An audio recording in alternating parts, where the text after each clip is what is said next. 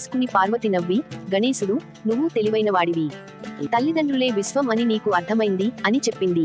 ఆ ఫలితంతో కోపగించి కార్తికేయుడు క్రౌంచ పర్వతానికి వెళ్లిపోయాడు. అక్కడ ఒంటరిగా కూర్చుని ఏకాంతంగా ధ్యానం చేసుకున్నాడు. దృఢ నిశ్చయంతో అన్నింటికీ దూరంగా అక్కడే ఉండాలని నిర్ణయించుకున్నాడు. శివుడు మరియు పార్వతీదేవి క్రౌంచ పర్వతానికి వెళ్లారు. మా కొడుకుకు మేము కావాలి, నేను ఇక్కడే ఉంటాను అని శివుడు ప్రకటించాడు. మల్లికార్జున స్వామిగా అవతరించాడు మరియు పార్వతి తమ భక్తులను ఆశీర్వదించడానికి మరియు రక్షించడానికి భ్రమరాంబ దేవిగా నివసించింది. శివ పురాణం ప్రకారం మల్లికార్జున అనే పేరు ఎలా వచ్చిందంటే, మల్లిక అంటే మల్లె పువ్వు, పార్వతీదేవిని సూచిస్తుంది. అర్జునుడు శివునికి మరో పేరు. భ్రమరాంబ అనే పేరు సంస్కృత పదం భ్రమర నుండి వచ్చింది, అంటే తేనెటీగ. భ్రమరాంబ దేవి కథ ఒకటి ఉంది. అరుణాసురుడు అనే భయంకరమైన రాక్షసుడు చాలా శక్తివంతుడు. 4 కాళ్ల కలిగిన అరుణాసురుడు భూమిని భయపెట్టడం ప్రారంభించాడు.